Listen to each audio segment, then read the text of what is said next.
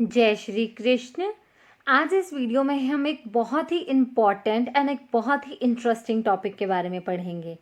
तो हाँ जी, आज का टॉपिक है physiological factors for determining flexibility. अब ऐसे कौन से फिजियोलॉजिकल फैक्टर्स होते हैं जो फ्लेक्सिबिलिटी को डिटरमाइन करते हैं, जो हमारी बॉडी में फ्लेक्सिबिलिटी को इंक्रीज करते हैं, जो हमारी बॉडी में फ्लेक्सिबिलिटी के लिए रिस्पॉन्सिबल होते हैं।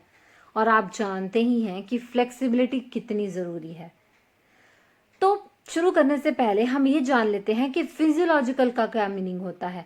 फिजियोलॉजिकल का मीनिंग होता है बॉडी के फंक्शंस, जैसे कि रेस्पिरेटरी ऑर्गन्स, ब्लड सर्कुलेशन। अगर आपको फिजिकल और फिजियोलॉजिकल में डिफरेंस जानना है, इसमें थोड़ी बहुत भी कंफ्यूजन है और कंफ्यूजन को क्लियर करना बहुत ज़रूरी होता है, तो वरी नॉट, उस वीडियो का लिंक डिस्क्रिप्शन में अवेलेबल है। तो बिना टाइम गवाए हम शुरू करते हैं 5 ऐसे फिजियोलॉजिकल फैक्टर्स से जो फ्लेक्सिबिलिटी को डिटरमाइन करते हैं। ओके, तो पहला फिजियोलॉजिकल फैक्टर है मसल स्ट्रेंथ। अब आपके माइंड में क्वेश्चन आ रहा होगा कि मसल स्ट्रेंथ कैसे फ्लेक्सिबिलिटी को इंक्रीज करता है। तो दोस्तों, इसका जवाब है स्ट्रेंथ के लेवल पर, आई रिपीट, स्ट्रेंथ के लेवल पर फ्लेक्सिबिलिटी डिपेंड करती है। मसल्स का कमजोर होना मूवमेंट की हायर रेंज को अचीव करने के लिए एक लिमिटेशन बन सकता है। यानी कि अगर आपकी मसल्स कमजोर हैं तो आप मूवमेंट की हायर रेंज को अचीव करने में बहुत ज्यादा दिक्कत आती है।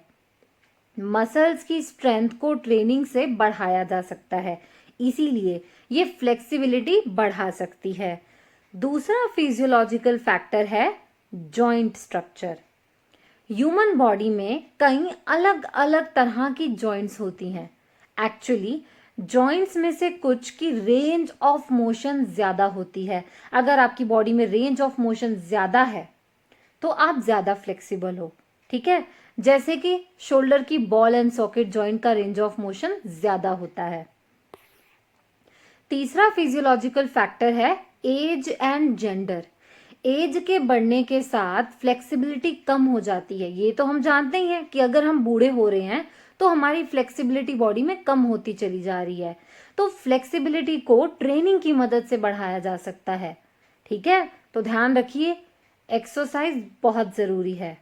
जेंडर भी फ्लेक्सिबिलिटी को डिटरमाइन करता है, जैसे कि फीमेल्स मेल्स के कंपैरिजन में ज्यादा फ्लेक्सिबल होती हैं। ये तो बहुत कॉमन सी बात है ना। अब पढ़ेंगे चौथा फिजियोलॉजिकल फैक्टर जो फ्लेक्सिबिलिटी को डिटरमाइन करता है, वो है इंटरनल इन्वायरमेंट।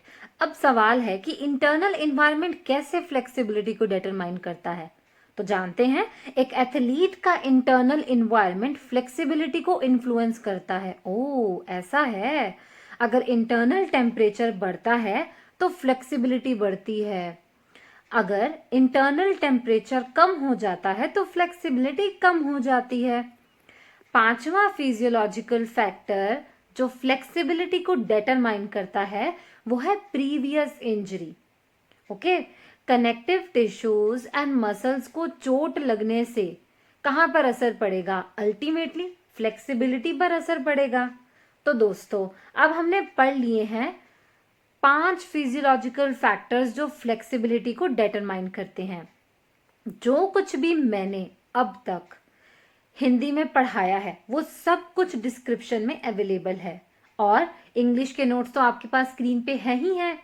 एंड यस, आपको मेरे वीडियो में जो कमी महसूस हो वो आप मुझे बताइएगा, और जो अच्छा लगे वो भी बताइएगा। वीडियो को शेयर करिएगा, लाइक करिएगा और सब्सक्राइब करिएगा। शुक्रिया।